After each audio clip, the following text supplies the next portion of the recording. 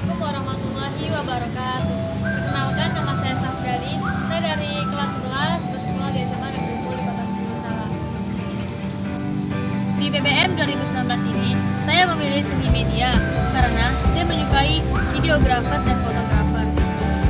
Saya juga pernah beberapa kali mengikuti perlombaan film pendek seperti FLS 2M pada tahun 2018, dan alhamdulillah saya dan rekan saya keluar sebagai juara 3 tingkat provinsi Aceh.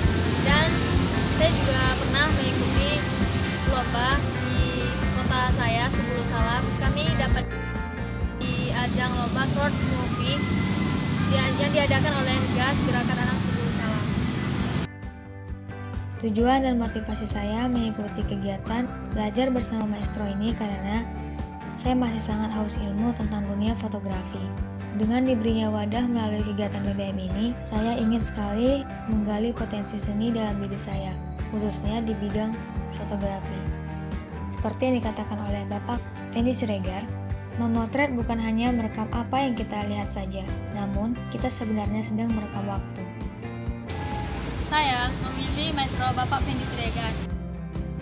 Dan saya sangat kagum dengan prestasi dan karya beliau. Keahlian memotret beliau sudah tidak diragukan lagi. Oleh karenanya, saya ingin belajar langsung dengan Bapak Fendi Siregar. Saya Safdali, saya siap mengikuti BBM 2019. Salam budaya.